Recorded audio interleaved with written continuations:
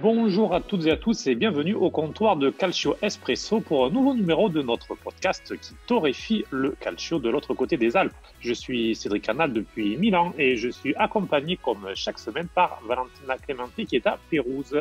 Buongiorno Valentina. Bonjour Cédric et bonjour à tous. Après notre épisode en italien, et on vous remercie pour vos commentaires positifs, on retrouve les Français cette semaine pour un numéro exceptionnel. On a le plaisir d'accueillir avec nous Alexis Bosetti, footballeur qui approche des 200 matchs en carrière et qui à 27 ans évolue à Puy-en-Velay, mais aussi connu pour sa passion pour les ballons rondes depuis les COP comme ultra. Bonjour Alexis. Bonjour, merci de m'avoir invité. Bienvenue avec nous Alexis. On va commencer par l'actualité. Donc, comme le disait Valentin, tu joues au Puy cette saison. C'est ça. Tu es rentré cet été des États-Unis. On y reviendra avec notamment le contexte sanitaire. Donc, le club de National 2 fait pas mal parler de lui avec la Coupe de France, puisque vous êtes encore en lice. Vous venez d'éliminer Lorient en 16e de finale le week-end dernier. Alors, à titre personnel, tu n'as pas pu jouer puisque tu t'es fait une petite élongation lors du match de reprise la semaine d'avant. Mais est-ce que tu peux un petit peu nous parler de cette aventure inattendue en Coupe de France et de cette qualification contre Lorient? Ouais, après, inattendu, nous, on avait un gros objectif d'aller loin en Coupe de France. Après, il y a eu le fait d'avoir fait deux côtés, si on veut, entre les pros et les amateurs. C'est une compétition qui tient à cœur notre président. Il rêve de cette compétition, donc c'était un objectif du club en début de saison. Pour l'instant, ça se passe super bien. On a l'objectif d'aller le plus loin possible. Là, on joue à l'extérieur contre une N2 comme nous, donc on a vraiment l'objectif d'aller chercher le quart de finale. Ce sera Rumi au prochain tour, donc début avril. C'est une petite déception ce tirage, une équipe de N2 Non, à l'extérieur. non, pas du tout. Nous, ce qu'on veut, c'est aller le plus loin possible. Donc N2, Ligue 1, Ligue 2, préfère jouer là-bas qu'aller au PSG ou Lille. Moi, je voulais absolument éviter les quatre, Lille, Lyon, Paris et Monaco. Après, je sais que mon président, son rêve, c'est de jouer le PSG, mais le plus tard possible. Pas tout de suite. Pas Ouais, tout de voilà, suite. au Non, Stade de mais France. Donc là, c'est une c'est bonne opportunité pour nous. On peut aller chercher un quart de finale et voilà. Dommage de jouer à l'extérieur, mais bon, de toute façon, c'est à huis clos, donc c'est compliqué. c'est un peu l'histoire de la coupe quand on parle des petits poussés qui racontent les gros, les PSG. Donc voilà, il y a une histoire, une philosophie autour de la Coupe de France, mais c'est clair, si on regarde au niveau sportif, c'est très important de regarder C'est sûr. à l'objectif. Bien Pour sûr, vous, même c'est d'aller financier, plus hein, loin. financier. En ce moment, financièrement, les clubs, ils sont en difficulté et chaque tour passé, c'est de l'argent pour le club. Donc, on veut aller le plus loin possible, c'est évident. Tu as été important pour tes buts en coupe, comme lors du début en championnat. Comment tu te sens au Puy et pourquoi ces choix? Bah, je me sens super bien. Franchement, je me sens super bien. C'est un club avec beaucoup d'ambition sur le court terme. On a l'ambition de monter d'un échelon, de jouer le titre cette année. C'est vraiment excitant. Moi, je suis dans une équipe qui me correspond bien, je trouve. Il y a l'équipe qui joue un peu pour moi. Ça me fait beaucoup de bien. Je sens que le club, les joueurs, le staff, tout ça me fait confiance. Donc, c'est quelque chose que j'apprécie ici. Puis voilà, ma venue, en fait, ça s'est fait un peu par un de mes meilleurs amis qui jouait ici. Et voilà, au début, j'étais pas forcément chaud à venir. Puis petit à petit, j'ai rencontré les dirigeants du club et ça m'a donné envie de venir ici. Et on a très vite trouvé un accord.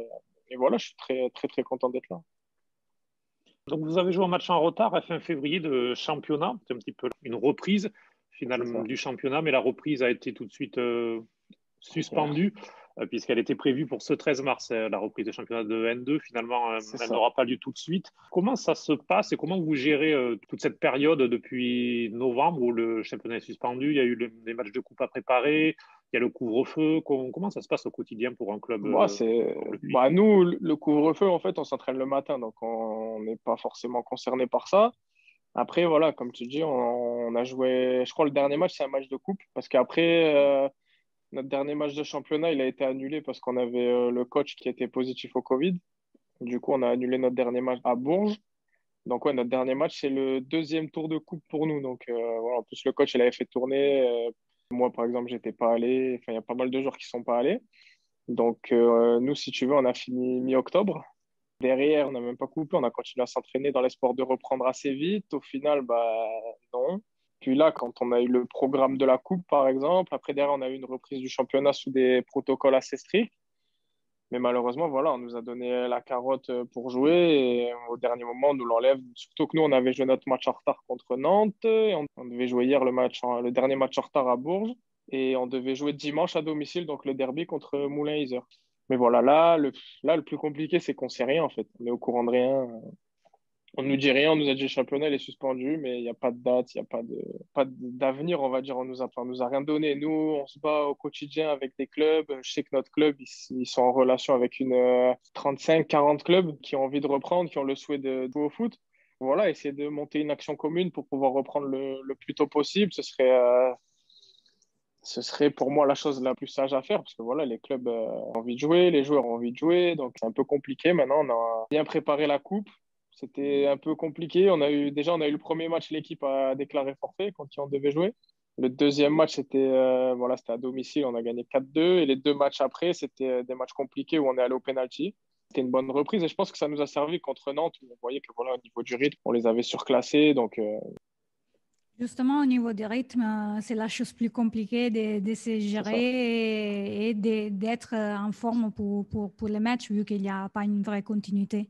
C'est ça. Donc, nous, on s'est servi des matchs amicaux. On s'est dit, bon, ben voilà, pour le championnat, on va être prêt vu qu'on a comme une prépa, on va dire, comme des matchs amicaux en prépa. Ben, nous, c'était des matchs de coupe, donc c'était directement la compétition. Donc, on s'est dit qu'on allait se servir de ça pour jouer le championnat et ben, on s'en est servi qu'une fois au final. Au final, on n'a pas pu profiter, par exemple, des matchs de coupe pour se mettre dans le rythme et pour être bien direct en championnat. Et voilà, là, on attend le match de Rumilly, donc le 6 ou 7 avril, on n'a pas encore la date. Voilà, c'est encore un mois et c'est compliqué, hein. C'est surtout la motivation cette semaine.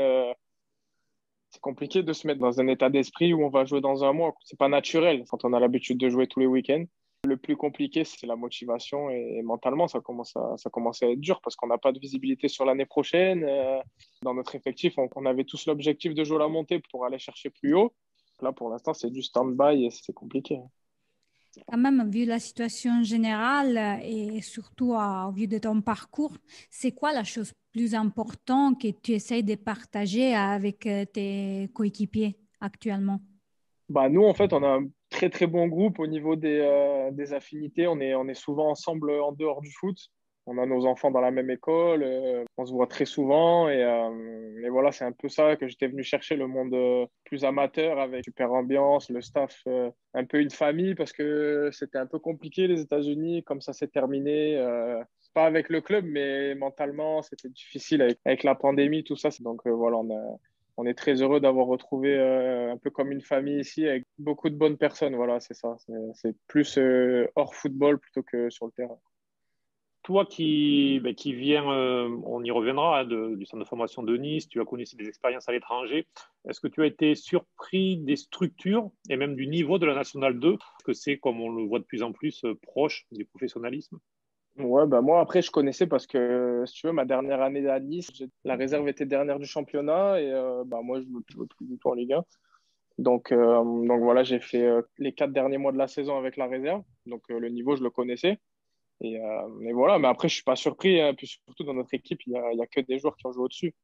Donc c'est un peu, en fait, si tu veux, le club, il avait construit une équipe pour monter très rapidement, pour monter dès cette année, parce qu'ils sont descendus l'année dernière.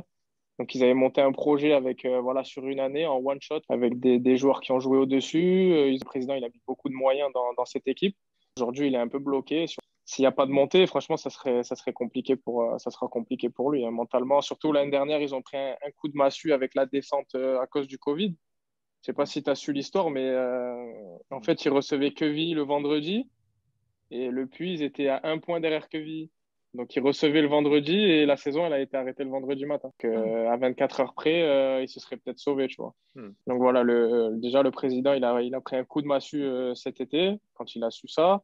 C'est son argent hein, qui vient dans le club. Donc, il a été motivé pour remettre de l'argent dans l'équipe et pour tout faire pour monter. Si cette année, on lui dit, voilà, saison blanche, je pense qu'il va être assez contrarié. Et effectivement, on voit beaucoup comme ça, de présidents de clubs National 2, National 3 qui soutiennent vraiment leur équipe financièrement, qui sont inquiets parce que, comme tu le disais, entre la saison passée Et cette saison qui risque d'être blanche, c'est très compliqué financièrement parce qu'il y a beaucoup de clubs qui vivent grâce à des présidents qui sont mécènes. Donc, C'est ça. Puis cette année, il y a pas...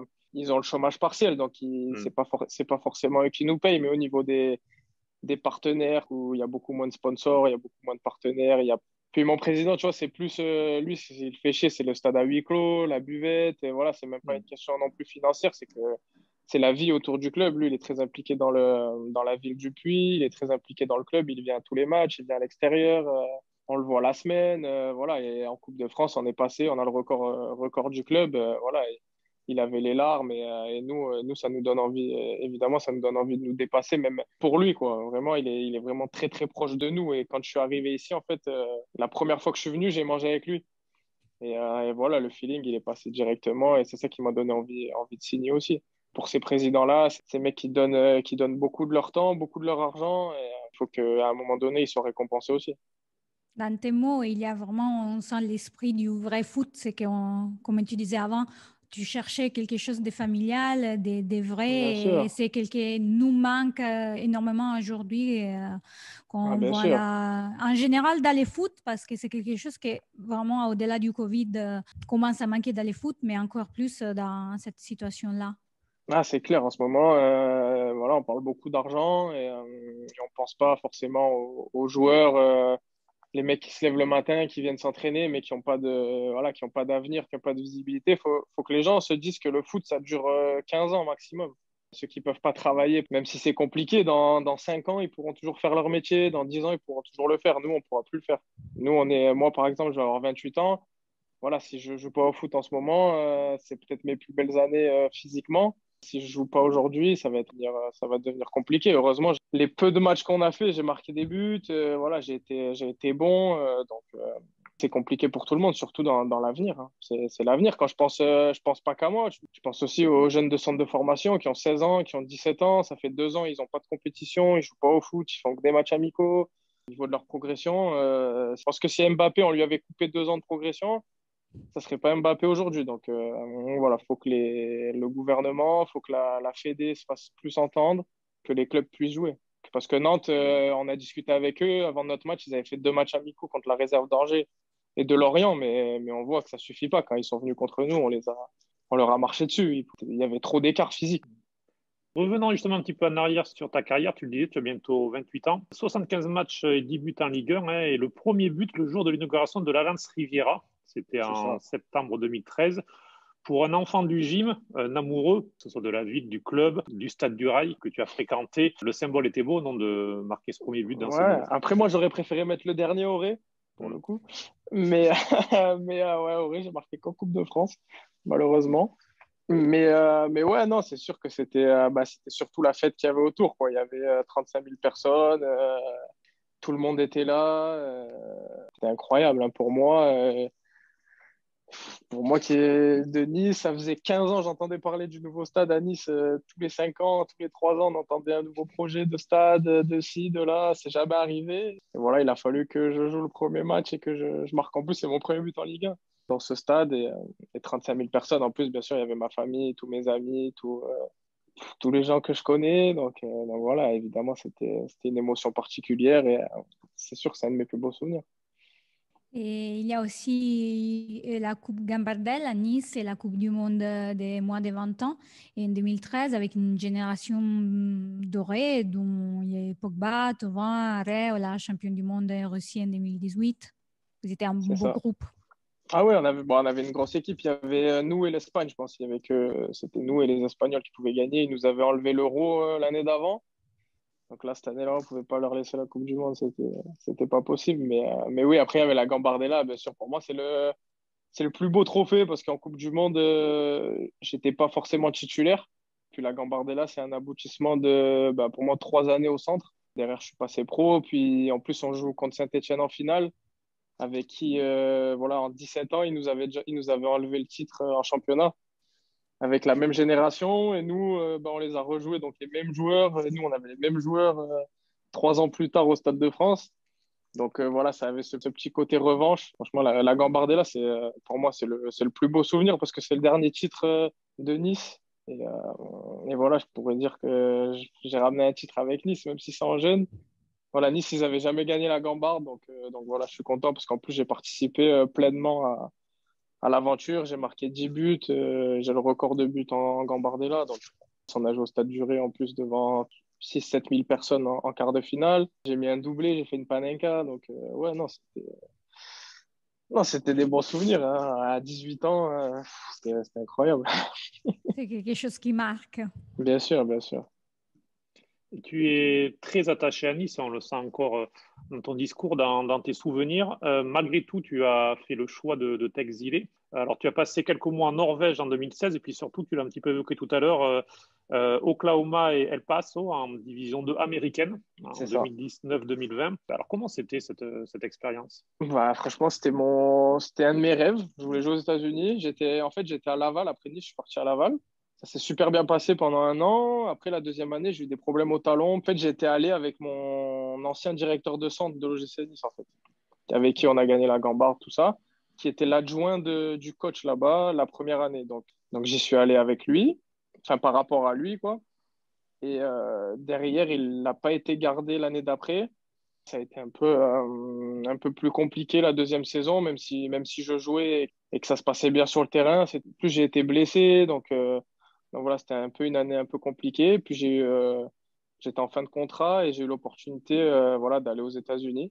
Parce qu'en fait, quand j'ai quitté Nice, j'étais allé m'entraîner avec New York pendant une semaine. Mais voilà, ma femme était enceinte, c'est un peu compliqué à ce moment-là. J'étais en contact donc avec cet agent qui m'a donné l'opportunité d'aller aux États-Unis. Je me suis dit, voilà, si j'y vais pas maintenant, j'irai peut-être plus jamais. Du coup, on a pris les valises, on est parti, quoi. Tous ensemble, toute la famille. On est parti à Oklahoma, ça s'est super bien passé.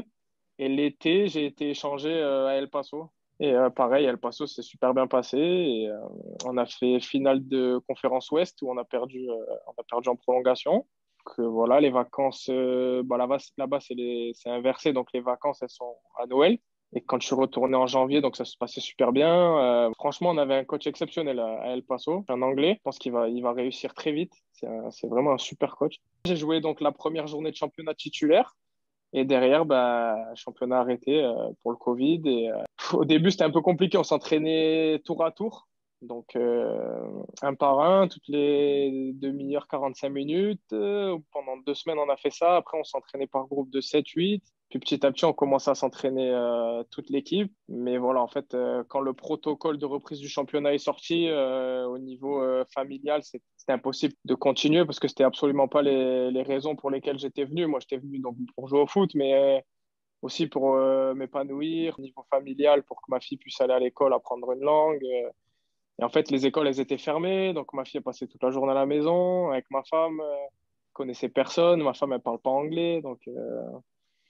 Un Donc voilà, à cadre un un moment peu donné, compliqué. ouais, c'était compliqué. Puis à El Paso, à partir de 10 heures du matin, il commence à faire 40 degrés jusqu'à 19 h, 20 h le soir. Du moment où ils ont fermé la piscine à la résidence, c'est terminé, quoi. Et du coup, ben, on a fait le choix de rentrer en France le 1er juillet pour pas rater le mercato d'été en France. Pour pouvoir vite retrouver un club, c'est ce qu'on a fait. Et voilà, maintenant, on en est là. Mais mon seul regret des États-Unis, c'est de ne pas y être resté plus longtemps. Moi, j'aurais aimé faire 7, 8, 9 ans là-bas. Rester là-bas, en fait, j'aurais même limite aimé finir là-bas. Peut-être un projet lorsque la situation sera redevenue normale, retrouver le soccer. Peut-être, pourquoi pas. Après, maintenant que j'ai connu là-bas, j'aimerais aller en Italie. En rentrant des États-Unis, c'était ma première idée. Je comptais pas rejoindre en France. Après, j'ai eu des échos un peu de l'Italie en ce moment avec le Covid. Au niveau des salaires, c'était pas forcément payé à chaque fois. Donc voilà, j'ai contacté même Jordan Verreto avec qui j'ai joué, qui est à la Roma, pour qu'il me sonde avec ses agents, tout ça, pour voir. C'était pas le bon moment. Puis moi, d'aller en Italie et de jouer à huis clos, ça m'intéresse pas du tout, en fait. Si Ah, c'est pour aller en il Italie et faut jouer à huis clos, profiter. ouais, moi, si je vais en Italie, c'est pour vraiment retrouver cette culture ultra, cette culture de club avec vraiment un soutien ultra, un peu comme chez nous, quoi. J'avais même contacté un ami à moi qui joue à Palerme. Finalement, ça n'a pas pu se faire. Parce que, en fait, je voulais pas rester au chômage longtemps. Je voulais vraiment retrouver un club vite. L'Italie, ça aurait pu se faire peut-être. Le problème, c'est que l'Italie, ils avaient le mercato en septembre. Je sais pas si vous en rappelez cet Oui, été. Il c'était fallait assez attendre, compliqué. voilà, il fallait attendre le mois de septembre pour pouvoir aller en Italie. Sauf que le mercato français, il se finissait en août. Donc, c'est soit je ratais le train de France et j'étais pas sûr de pouvoir aller en Italie, soit ben, je prenais la sécurité d'aller en France et ben, je faisais une croix pour l'Italie sur cette année. On a préféré prendre la sécurité, aller en France et j'espère y aller d'ici les 2-3 prochaines années, pouvoir aller en Italie. Non, c'est vraiment un objectif. Quitte à aller en série On D, c'est va pas se grave. renseigner.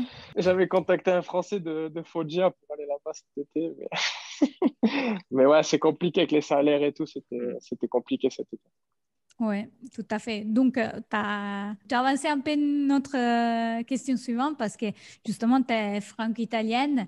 Quel est ton lien avec tes racines et as-tu encore de la famille en Italie? Et si tu as une région, une ville préférée, Non, un plat? j'ai de la famille, mais que je connais pas en fait. En fait, toute ma Ok. famille est rentrée à Nice il y a 3 générations, parce que même à un moment, en fait, j'étais plus sélectionné en équipe de France en espoir. En fait, j'étais un peu en froid avec la fédération parce qu'une histoire de drapeau en finale de Coupe du Monde. Et je m'étais renseigné pour me faire sélectionner en Italie. Mais en fait, c'est 2 générations. Donc, j'avais une génération de trop qui était niçoise. Donc, du coup, je pouvais Ok. plus me faire sélectionner en sélection italienne. Mais moi, j'ai de la famille de ma mère. Ils sont de Palazzolo, en Sicile, à côté de Syracuse, et de mon père à Castelfiorentino, à côté de Florence. Mais, Pas loin mais de si, où j'habite. voilà. Mais sinon, j'ai pas forcément d'attache familiale, quoi. Je rentre pas dans ma famille l'été ou voilà, je connais pas forcément la famille que j'ai en Italie. Mes arrière-grands-parents, ils viennent de ces régions-là.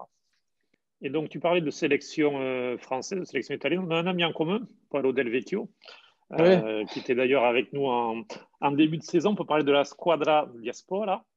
c'est D'ailleurs, ça. tu es sélectionnable pour cette équipe qui C'est rassemble vrai. les footballeurs et passionnés aux origines italiennes à travers le monde et selon quelques indiscrétions qui seraient même espérées par Ouais, bah oui, on le en a discuté. président. Après, le problème, c'est qu'en ce moment, c'est compliqué pour se déplacer. On avait parlé peut-être de la Belgique, si je me rappelle bien.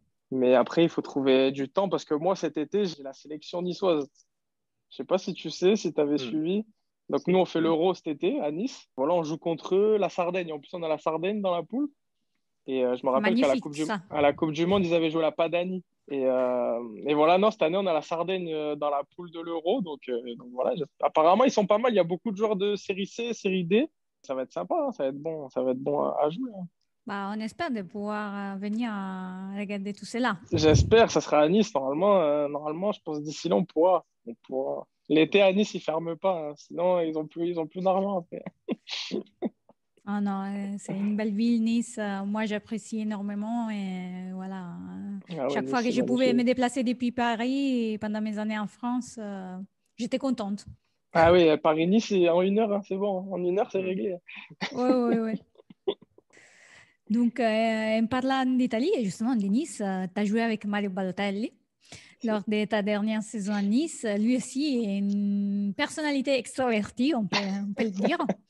Ces liens avec l'Italie vous a approché en dehors du terrain, par exemple. Bah, surtout au début, parce qu'il parlait pas français du tout. Et moi, comme je parlais un peu italien, donc ça nous a un peu rapprochés. C'est un personnage, hein, c'est clair. Aujourd'hui, on n'a plus trop de contact, mais bah, déjà, c'était assez incroyable de le voir débarquer à Nice, de voir comment il était au quotidien, tout ça. Non, c'était un plaisir, hein. Franchement, je me suis régalé de jouer une année avec lui. Parce qu'humainement, il est vraiment au top. Il nous a vraiment régalé pendant une année. En plus, ça marchait bien pour lui, Ouais.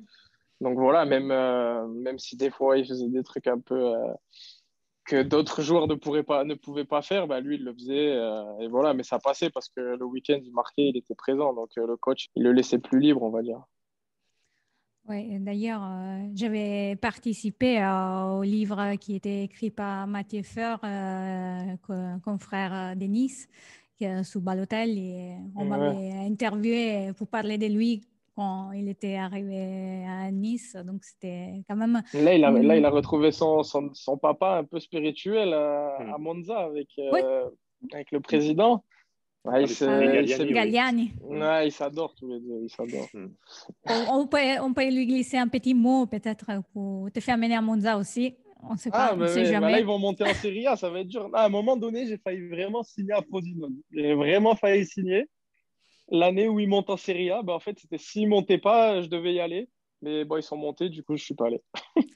Et d'ailleurs, Monza, au-delà de tout, pour les Français, c'était quelque chose, quand même, une équipe qui était un peu un monde parallèle parce que, par exemple, Christophe Galtier, il a joué à Monza, c'était, je pense, une des premières à arriver en Ah Série oui. B. Oui, À oui, Monza, moi, je connais surtout le oui. Grand Prix de Formule 1. Ouais. Mm. Aussi, Christophe Galtier a joué à Monza dans sa jeunesse. Et Ah, je voilà, savais pas. il était allé là et entre-temps, il pouvait aller à l'Inter au Milan pour comment dire, analyser la situation. C'était une époque très, très sympa. Voilà. D'accord, je savais pas. Je sais que Monza, c'est un gros club, mais je savais pas qu'il y avait Galtier. Ouais, D'accord. tout à fait. Et donc, je pense qu'on va passer au côté tifoso, Cédric. Allez, avec Exactement, plaisir. puisque avant d'avoir été footballeur professionnel, tu as été et tu es toujours d'ailleurs un ultra. Tu as grandi avec la brigade sud de Nice C'est avant ça. de fouler la pelouse donc, de ton club comme professionnel, qui est déjà un cas très rare. Comment est-ce né chez toi cette passion ultra? Est-ce que tu peux nous donner une définition? Et comme tu disais, voilà aussi, passer d'un monde à l'autre, certainement pas facile. Bah, à Nice, quand tu vas au stade Juré, tu voulais être que dans un seul endroit, c'était la tribune sud. Hein. Quand tu es jeune, tu as 10, 12, 13 ans, il n'y a qu'un endroit au stade où tu veux être, c'est là-bas. Quand j'ai pu commencer à aller au stade seul vers 13 ans, c'est là-bas que je voulais aller. En plus, c'était trop compliqué d'aller dans cette tribune parce que, en fait, c'était les abonnés de l'année d'avant qui étaient prioritaires. Donc, en fait, c'était quasiment impossible de trouver de s'abonner dans cette tribune. Donc, il fallait passer par des stadiers, par des gens que mon père connaissait, par des connaissances pour pouvoir passer sans place, parce que c'était impossible. En fait, les places, elles ne se vendaient pas. C'était que pour les abonnés. Donc, en fait, à chaque fois, tu montais au stade, mais tu n'étais pas sûr de rentrer. Franchement, c'était une période, c'était galère un peu parce que bah, tu as 13, 14 ans, voilà, tu connais, mais bon, tu veux pas non plus gêner, déranger, tu veux pas. Donc, des fois, bah, tu te pointes là-bas et tu pouvais pas rentrer. Tu rentrais par deux, des fois par trois avec un seul abonnement. Enfin, je pense qu'en Italie, c'est un peu comme ça aussi, mais quand je suis allé avec l'Inter, ça en faisait un peu pareil.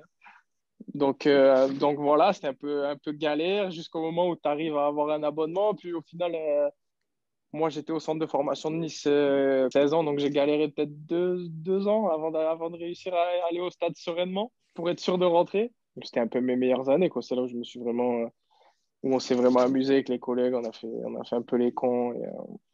Et voilà, non, c'était bien. Après 16 ans, j'ai commencé à faire Après, j'étais au centre, mais je faisais quand même les déplacements avec Nice. Mon premier déplacement, enfin mon vrai, parce que Marseille, je ne les compte pas. Marseille-Monaco, je ne les compte pas. C'est à Sochaux en 2009, novembre 2009. Quand tu le fais une fois, après, tu peux plus t'en passer. Et là, malheureusement, vu qu'on vit les footballs sans public ou presque depuis un an, C'est ça. arrives-tu à regarder des matchs comme avant ou c'est quand même pas la même chose? Ah, c'est compliqué. Le dernier match que j'ai fait, je suis allé à Amsterdam avec Valence, avec nos amis de Valence. Le dernier match de Champions League où Valence il se qualifie. Donc, je suis allé à Amsterdam 3 jours pour voir le match. Et sinon, après, je suis allé à Lyon aussi avec Nice cet hiver pendant les vacances. Et non, après là, c'est compliqué. Hein. Là, même à la télé, c'est dur. Hein. Puis même C'est la Ligue difficile 1, le de tenir niveau, l'attention. ouais, c'est compliqué. Moi, j'arrive pas. Et bah, le match, la Juve, par exemple, à huis clos, c'est là contre Porto. Faire des matchs comme ça à suspense où on peut se régaler, surtout la Champions League, bah, c'est difficile. Moi, j'ai du mal à regarder. Hein. Franchement, j'ai du mal à regarder. Bah, je regarde de moins en moins. Je pense Je que regarde de c'est moins en un moins. sentiment partagé un peu Bah par oui. En tous. plus, le niveau, je trouve que le niveau, il a aussi baissé. Vivement que les gens puissent reprendre une vie normale, aller au stade. Même des fois, je regarde les matchs italiens, je regarde le derby de Milan, je regarde le derby de Rome et tout. Le week-end dernier, il y avait le derby de Gênes. C'était Hmm. catastrophique. J'y suis allé une fois au derby de Gênes en plus, c'était magnifique. Et là, le voir à huis clos, c'est. Ouais. Ça fait mal. Ah ouais, ça fait mal. Tu as parlé d'amitié entre Nice et Valence.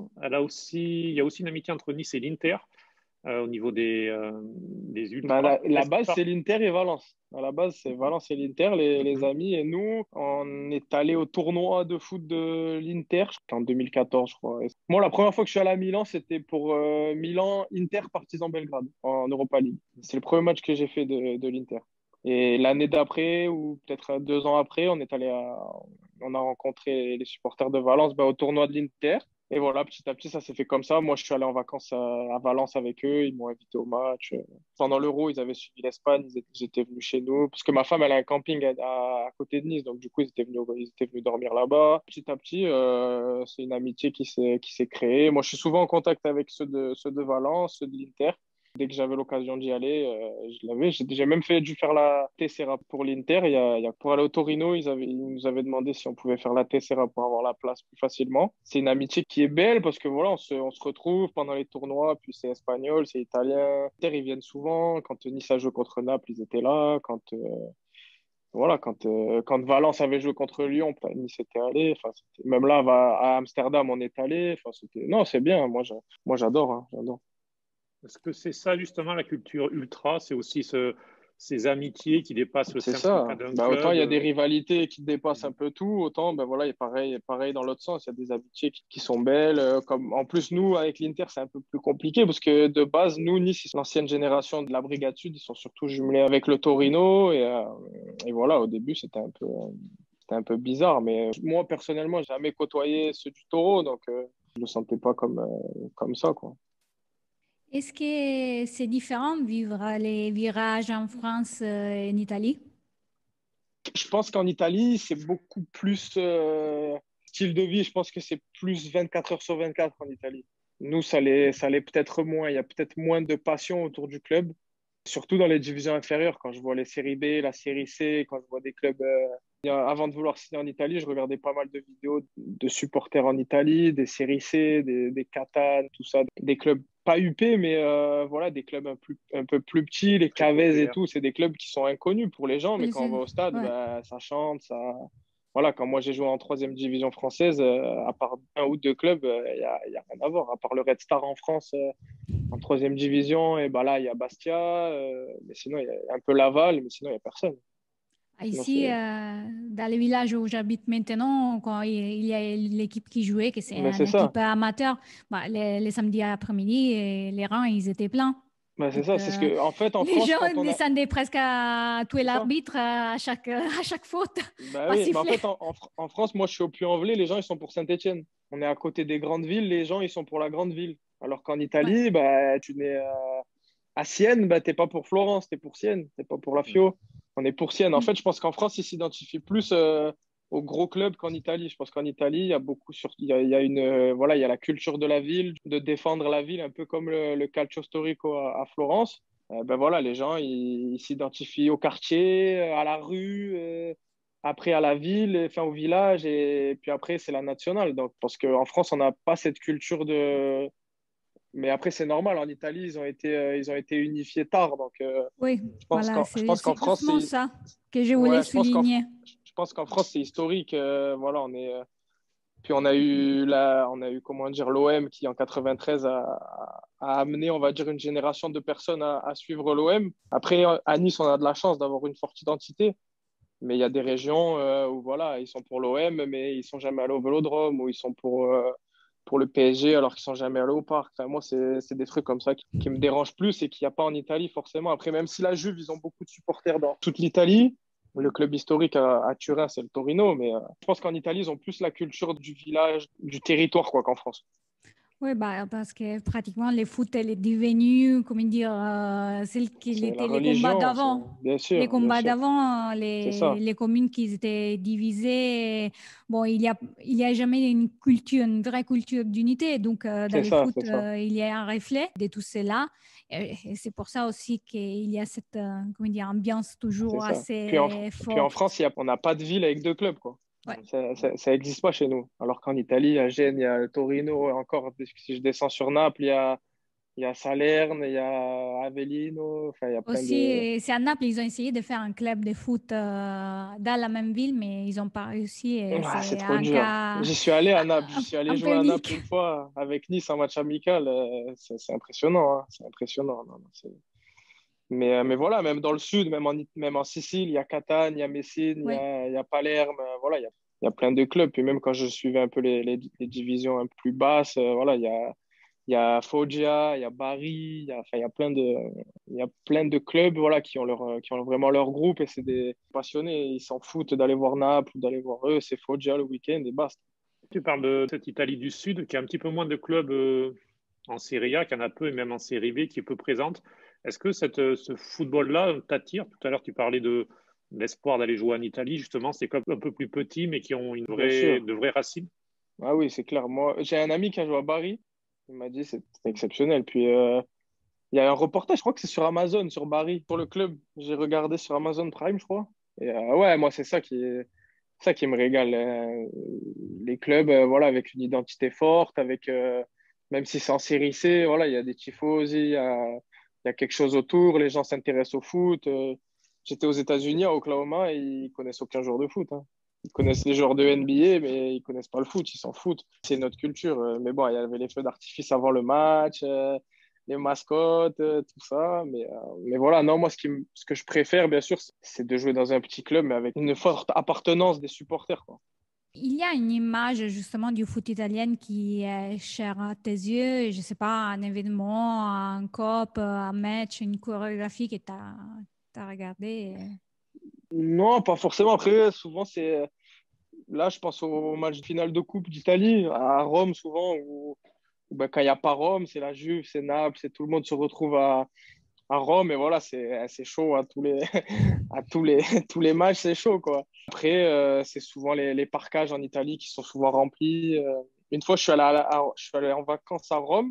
Il y avait Rome-Catane, et voilà, il y avait peut-être une cinquantaine de supporters de Catane, mais voilà, ils étaient pour venir de Catane à Rome. Je pense pas que ça soit si facile. Mais voilà, les mecs qui se déplacent partout, toujours. Même Nice, ça a été chaud une année avec le Genoa où on avait joué à la frontière française à Cuneo. C'était chaud avec les supporters du Genoa, tout ça. Et voilà, match amical, tout ça. Les supporters, ils sont toujours présents. Et moi, c'est ça qui me plaît, c'est avoir la pression des supporters, quoi. Quand tu arrives un derby, quand tu arrives un gros match, les matchs décisifs, voilà, avoir la pression. Et quand ça va bien, c'est le top. Après, quand ça va un peu moins bien, c'est un peu plus compliqué. Je l'ai vécu un peu à Nice. On a eu des périodes magnifiques où on a joué la Coupe d'Europe et des années où on a joué le maintien. C'était compliqué, mais il y a toujours cette pression, voilà, des supporters où on ne peut pas faire n'importe quoi avec le club. Et moi, c'est ça qui me plaît, hein, bien sûr. Cette image parfois un peu contrastée des ultras, peut-être plus en France qu'en Italie, on leur reproche beaucoup de choses parfois sur quelques événements très ciblés, mais qu'est-ce que tu en penses? Et est-ce que justement tu as un mode un petit peu pour défendre cette image ultra qui est parfois ternie? Bah, en France, d'être ultra, c'est compliqué, hein. C'est criminel, hein, quasiment. Donc, mais parce qu'on n'a pas la culture aussi, voilà. Nous, en France, la culture ultra, elle a, bah, les premiers, c'est quoi? C'est Marseille, c'est Nice, 84, 85, voilà. Mais les Français, ils sont pas forcément dans la mentalité ultra, à part quelques clubs, à part vraiment peut-être qui. Et encore maintenant, c'est dissous, voilà, c'est aseptisé. Enfin, il y a beaucoup de nouveaux stades en France depuis l'Euro, beaucoup de caméras partout. C'est compliqué d'être ultra en France. Et justement, dans un foot peut-être aussi proche de l'implosion, parce qu'il y a des raisons économiques, on parlait avant, liées à la pandémie et aussi à des exagérations précédentes. Ça peut être lesquels conseils que tu peux donner à un jeune tifose qui aimerait un jour fouler une pelouse professionnelle? Oh, de pas trop faire le con, d'être sérieux, de pas se droguer surtout. Parce que ça peut vite arriver. Faire attention à tout ça, à ce qu'il y a autour qui est pas forcément. Après, voilà, chacun fait ce qu'il veut, bien sûr. Mais si demain tu veux une carrière professionnelle en étant ultra, il faut passer entre certaines mailles du filet. Il faut faire attention. Il faut pas. En plus, aujourd'hui, maintenant, avec la police, avec les restrictions qu'il y a, faut faire attention, il faut essayer de rester sérieux et ça n'empêche pas de s'éclater, mais voilà, tu peux pas forcément t'éclater comme tes potes. On peut dire que, entre guillemets, les sacrifices d'être à droit et tout, après, ça peut être C'est ça, c'est récompensé ça. avec une belle carrière. C'est ça, c'est ça. Après, c'est dur, hein. C'est pour ça qu'il n'y en a pas beaucoup, parce que c'est compliqué de faire les deux. Et si tu fais un à fond, en fait, si tu fais le côté ultra à fond, il faut que tu te mettes quand même quelques barrières. Sinon, tu peux pas tout faire, c'est impossible. Bien, merci beaucoup, Alexis. Ben Ce merci. Regarde, moment j'y vais là, je ensemble. suis dans le timing parfait, j'ai soin dans 5 minutes. Voilà, ben voilà, tu Voilà, avais dit 15 heures, on y est, c'est parfait. C'est parfait. magnifique. Merci Bon, ben beaucoup. merci beaucoup. Et puis on te À la suivra prochaine. donc On se à tient la au prochaine courant, avec hein. plaisir. Ouais, pas de souci. Bon, Entre-temps, on te cherche un club en Italie. On va indaguer Pérouse, avec hein, moi Cédric. j'aime bien Oui. Pérouse, un très très beau club. Très très On espère les voir remonter en Série B, donc voilà, très ça beau pourrait club. être. Très, très beau stade. Très beau stade. Ouais, tout Très à beau fait. stade. Bon, bah merci. À la Ah, prochaine. Merci beaucoup, merci à Alexis. toi. Ciao, Ciao, ciao. Salut. Merci ciao. beaucoup. Ciao. Au revoir.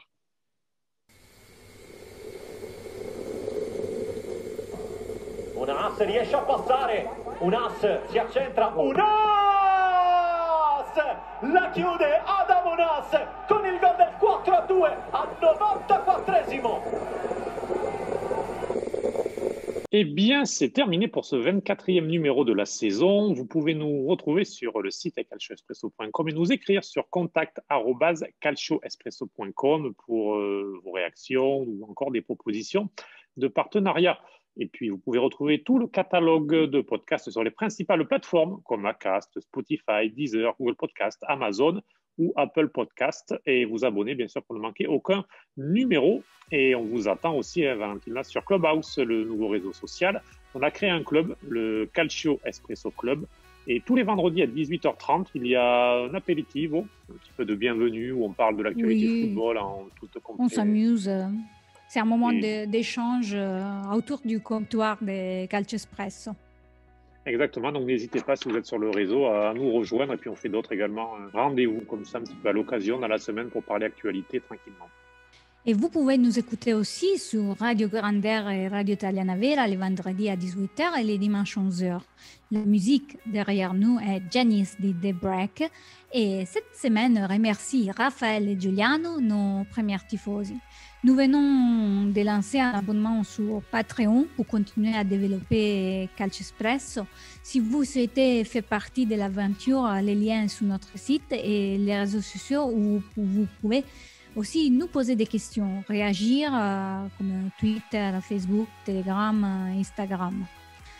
On s'est tout dit, Cédric. C'était vraiment un numéro très intéressant, très ouvert avec Alexis Bosetti. Et on remercie encore et on se retrouve très bientôt pour une nouvelle aventure au comptoir. À très bientôt. Ciao, ciao. Ciao.